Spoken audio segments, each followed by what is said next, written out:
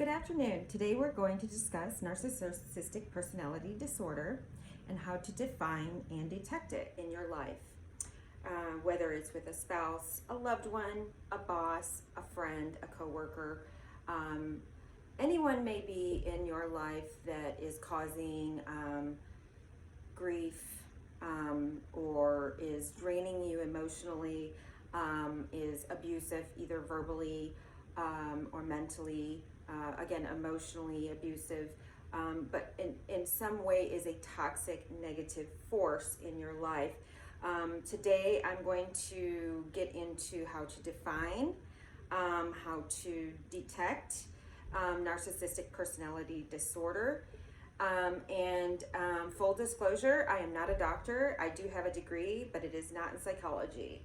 I just have a lot of experience with having a very close family member or two and an ex-husband that also had and was diagnosed with narcissistic personality disorder.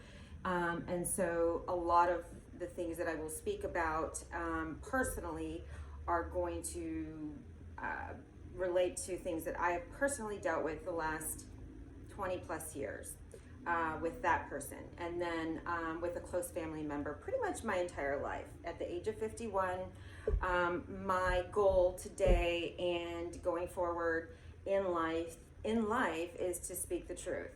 I feel like had I known that this was happening and that the people that I had in my life that were giving me so much grief all these years, in fact, had a personality disorder, I would have probably felt more empowered on how to react or not react, the ways that I have reacted throughout my life.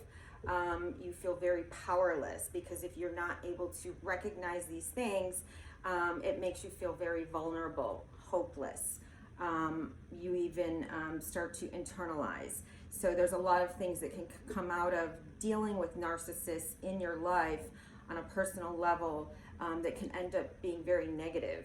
And my goal, again, is to speak the truth, to enlighten, inform, educate those who may be able to relate in some way to what I have been dealing with. There's a lot of sources out there.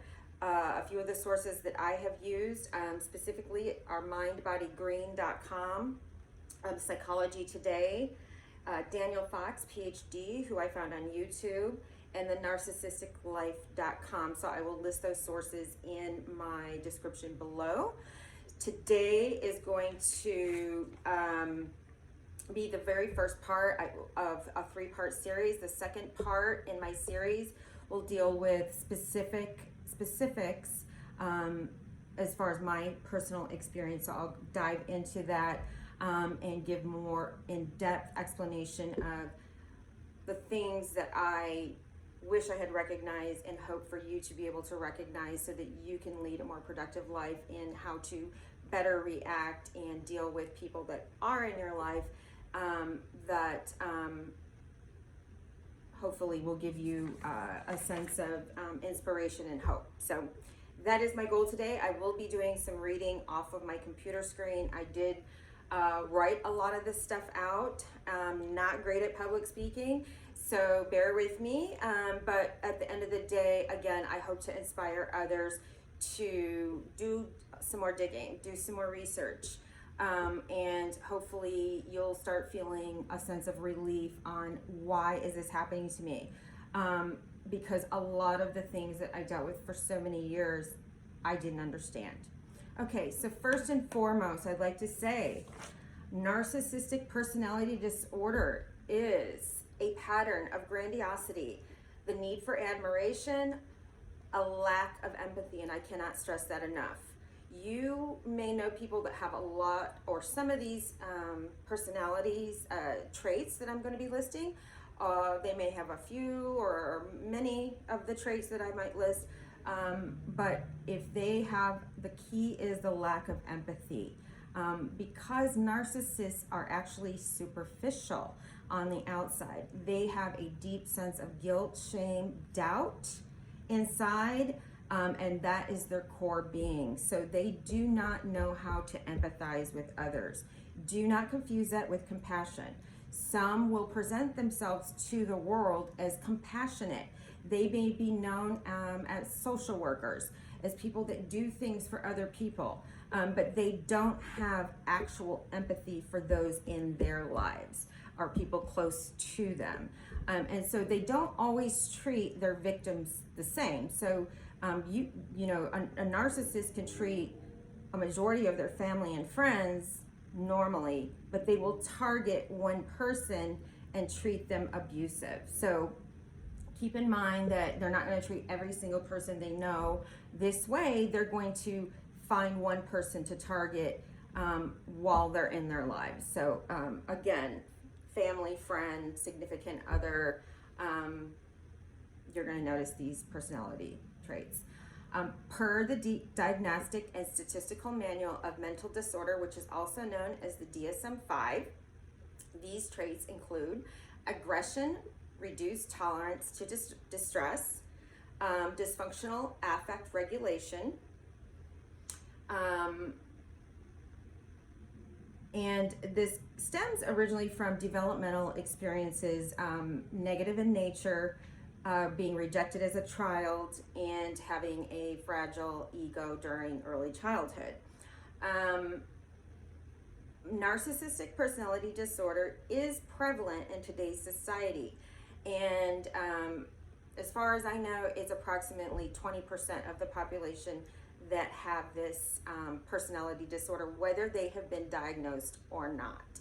Okay, narcissists, a little side note, do not want to be diagnosed, so they will not go to therapy. Okay, I have had, just disclaimer, several years of therapy, and we'll get into some of that stuff later. But just in general, just because they haven't been diagnosed as a narcissist doesn't mean that they're not one. Okay, so narcissistic personality disorder will in fact have 5 of the following traits. So this is a pervasive pattern of grandiosity or fantasy behavior in the need for admiration with a lack of empathy beginning by early adulthood. Number 1, having the grandiose sense of self or self-importance, expects to be recognized as superior without actually having any real achievements, is preoccupied with fantasies of success, power, brilliance, beauty, or perfect love. Believes that they are special and can only be understood by or should only associate with other people that they believe are recognizable or highly regarded. Believes in, requires excessive admiration, has a sense of entitlement or unreasonable expectation of favorable treatment, is exploitative and takes advantage of others to achieve their own needs. Again, lacks empathy and unwilling to identify with the needs of others, is often envious. This is a very big one for me. With my experience, they tend to be very, very jealous people. They show arrogant, haughty, and behaviors and attitudes, and they tend to devalue, badmouth, insult, and blame others. They often respond to threatening feedback with anger and hostility. Some narcissists can be very violent, and some are not. So just know that there is a varying degree as to the violence, but they are definitely controlling. That is their number 1 trait overall, controlling, and they love to intimidate. They use fear as a way to control others, and they are very manipulative. And to be clear, manipulation means that they are lying to somebody or to you in order to have some sort of personal gain. Okay? Again, you are going to feel around a narcissist, if you are their target, you're going to feel a sort of intense emotional, psychological, mental, and sometimes physical torture and turmoil. It will be constant and it will be ongoing, and it will cause you and your life a great deal of stress. If these things are red flags, you may be dealing with a narcissist. And if you stand up to them, they'll often become violent. There's a wrath of anger that will come your way. Again, narcissists have a superficial sense of self. They hate the truth. Some key words I'm going to be using: guilt, shame, doubt, and fear. Again, they have this deep sense of inferiority. That is their core being, and on the outside is a very superficial portrayal to the world. So even though they may be treating you one way, they're going to portray themselves as loving, doting parent, friend, significant other, and so they have this view and need for admiration by others, but behind closed doors, they're going to be treating you a very different, completely different way. They will never do this in front of other people. This is something they keep behind closed doors, so that nobody finds out their secret. Just off the cuff, you might hear something like, you think you're better than everyone. That's a common quote that I heard from a specific family member for many, many years.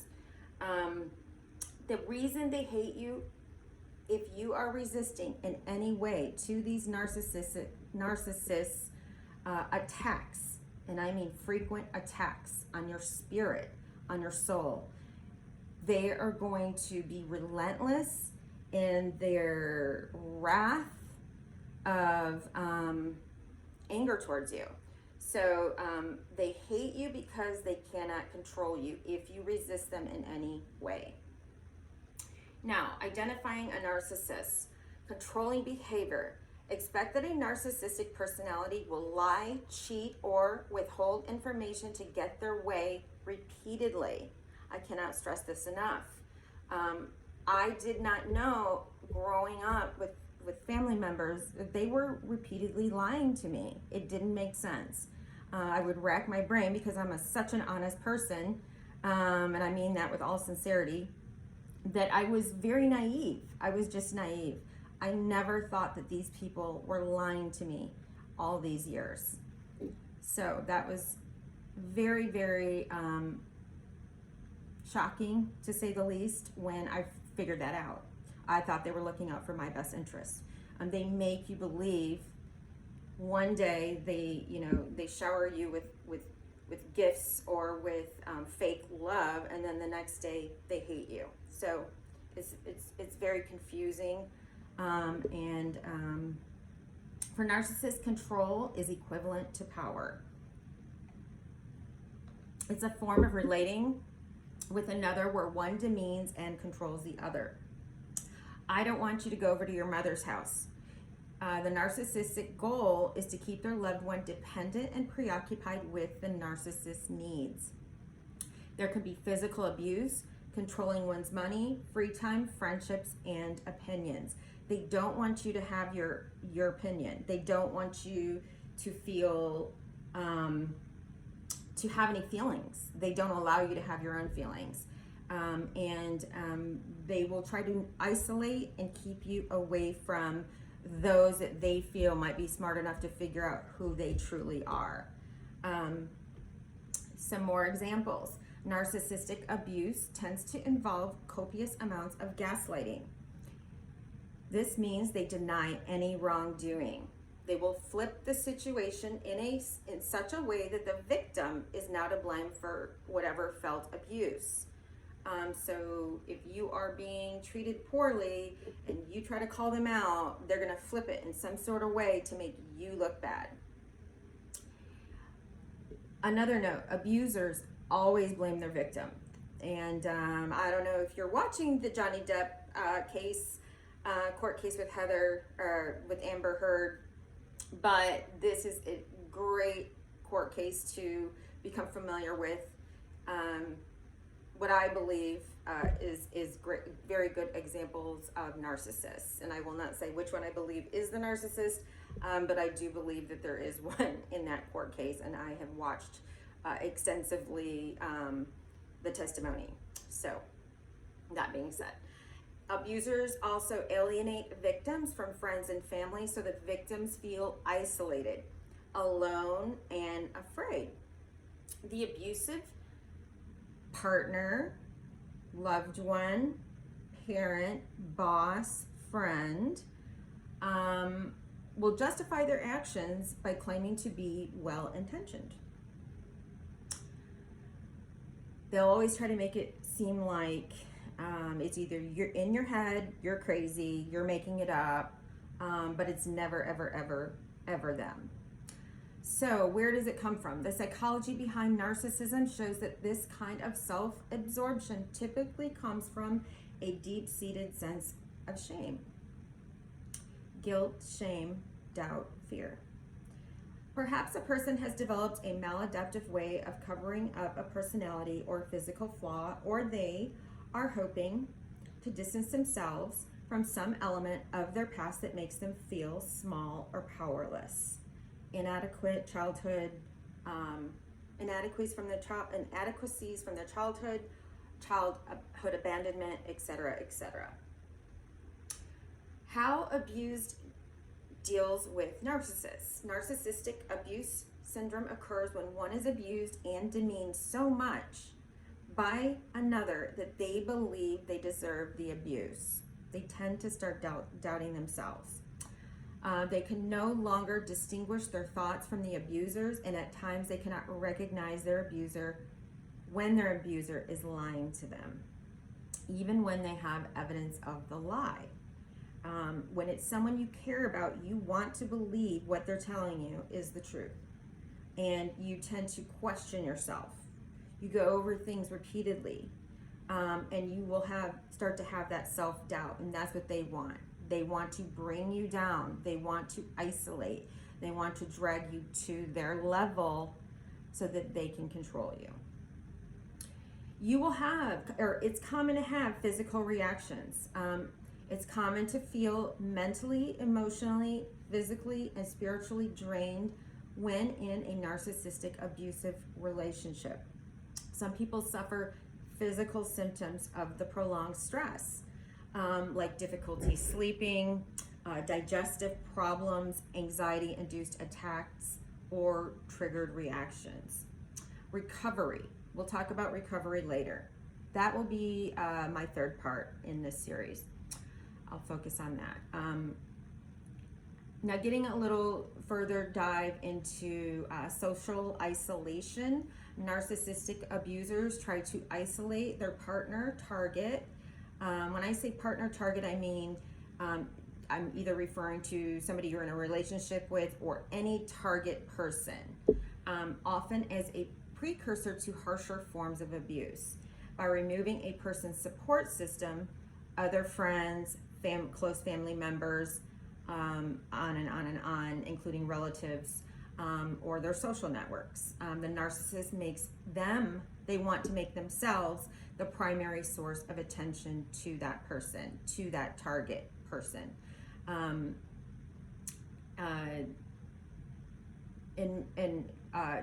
also, in order to have that validation and support from whoever it is that they're targeting with their abuse. So, keeping a person away from the gaze of loved ones who know them best can buy an abuser time to secure more control. The narcissist will try to keep their victim from spending time with loved ones and friends, particularly ones who ask questions about how much the victim has changed since being with a narcissistic partner, or if they're dating or married to that person.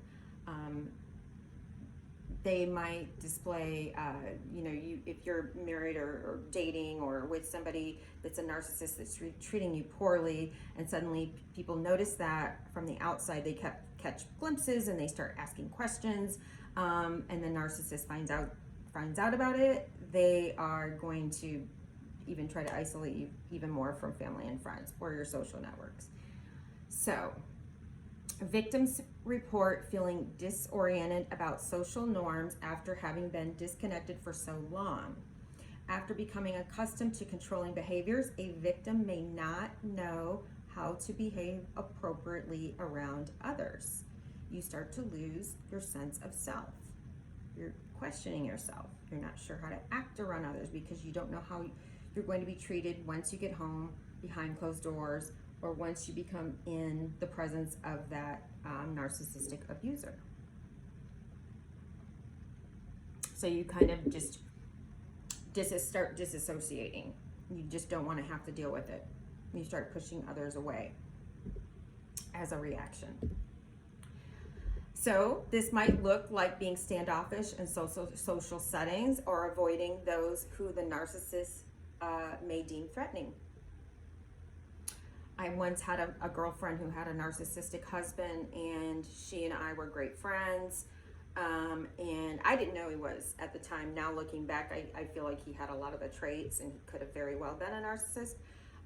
But I couldn't figure out why he just, for some reason, kept not wanting her to be around me. And I would ask questions about this particular husband. Why is he doing this to you? Or why is he saying this to you? Or why is he treating you this way? And so he felt very threatened by that. And slowly over time, she and I started to gradually come apart. Now, fast forward, I found out about 10 years later, they got a divorce.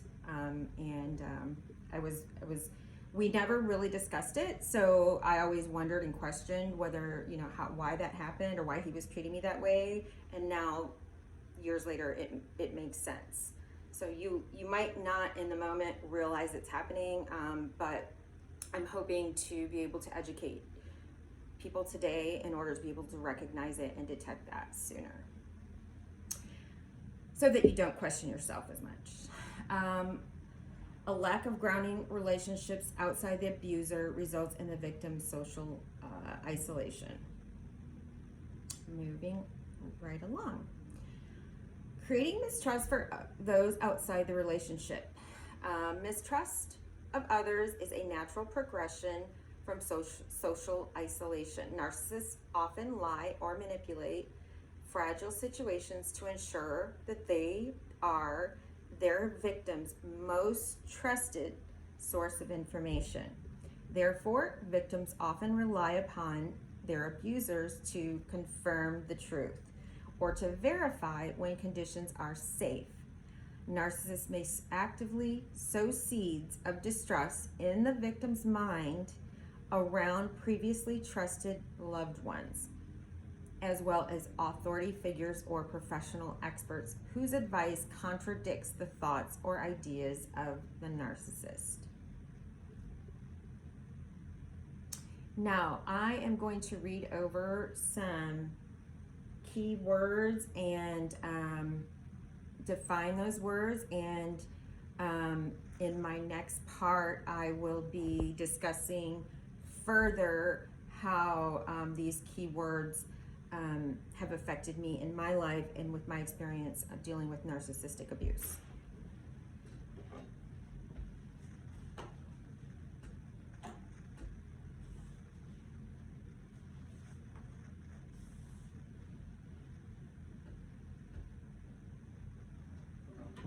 There's some key words to look at that are used. Projection.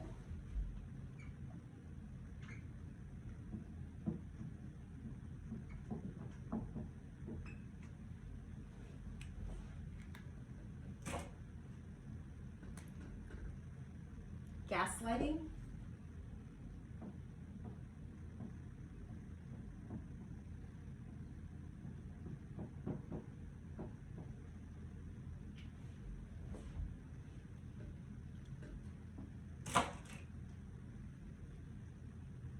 And triangulation.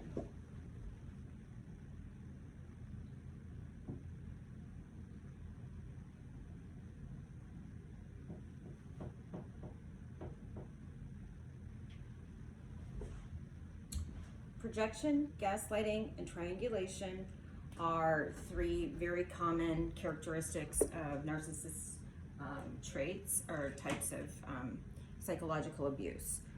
Gaslighting, by definition, it's a form of verbal and psychological abuse that is insidiously cruel with the intention of making a person doubt their own sanity. It destabilizes you and can make you wonder about your own memory or perception of reality. True narcissists are not accountable for their own bad behavior. It's common for them to blame others and to make it someone else's fault. They use denial, accusation, manipulation, misdirection, and lying to throw you off base. Gaslighting is extremely common with politicians. They're constantly using that projection and psychological manipulation to make you question yourself in order to, and they deny anything that they're accused of, and they'll flip it around and either project whatever they're doing to you or the public, and then they will accuse them, the other person, of doing exactly what they're doing. That is gaslighting. So the definition of triangulation, we'll skip down to triangulation.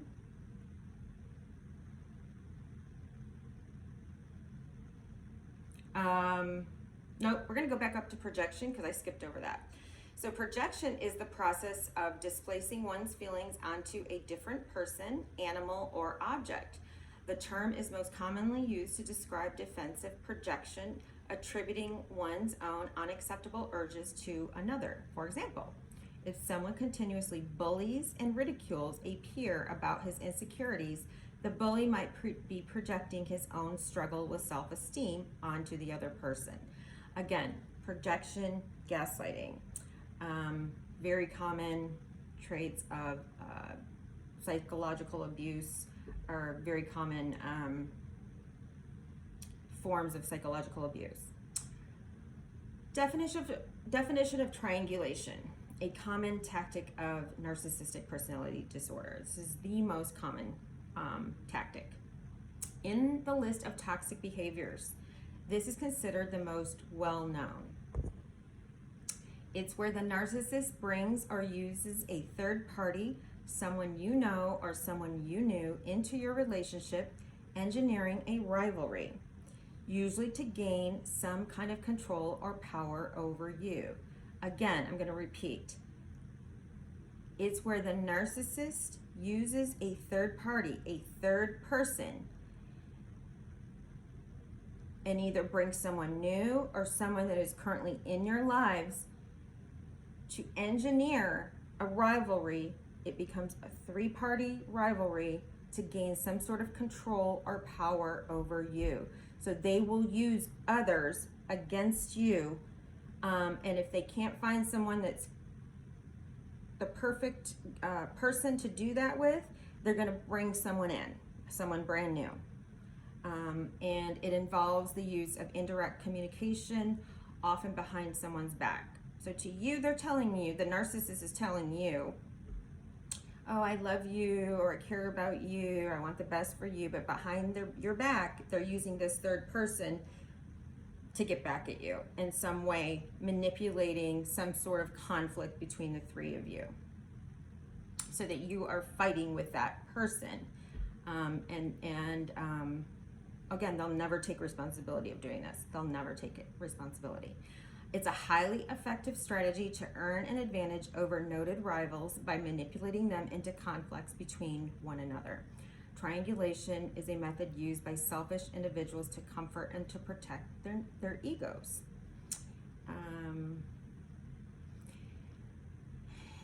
One other word that I did not put on the board that I'd like to discuss is called flying monkeys. Now, these are people that are in your life that you already know that either are friends or family members of the narcissist in your life, and they are covering for them. They will lie for them. A lot of times they're manipulated into covering for them or lying for them to help cover up the narcissistic actions. So flying monkeys are people that may be used to provide social proof for the narcissist. Flying monkeys help the narcissist accomplish this by vouching for them and helping them appear to be believable, trustworthy, and stable. Flying monkeys also provide false verification for the scapegoat, stories and smear campaigns that the narcissist comes up with and has crafted to discredit their previous victims. So watch out for those flying monkeys because they could very well be someone close to you who you think you can trust, and yet behind your back the narcissist is lying to them, manipulating them into covering, and that they're basically to create a sense of the narcissist is telling the truth and you should believe them, and so forth and so on. And the last description I'd like to discuss for this part of my series today is the malignant narcissist, the worst type. And you may or may not be familiar, but these patients also display prominent antisocial behavior. They tend to have paranoid features and take pleasure in their aggression and sadism towards others. In other words, it blends antisocial and narcissistic traits together to include manipulation and exploitation without remorse. So these are very dangerous people. The malignant narcissist will stand out from the other type of narcissist because of their antisocial characteristics. Again, I'm going to list the sources that I used today with the definitions and the personality traits of a narcissist in my description. And I hope that you have learned something today. And I hope that this inspires you to start doing a little more digging, a little more research, and to give you back sort of that sense of, okay, now I can recognize it, and maybe I can figure out a way to better relate and handle this situation in my life. So I hope to enlighten, empower, inspire, and give you hope. And in my next part, I'm going to be doing a video on my personal experiences with narcissism and how that sort of correlates with what I've told you today. Narcissistic personality disorder can cause you to be very traumatized. Remember, it's always about them and it's never about you. Have a great night.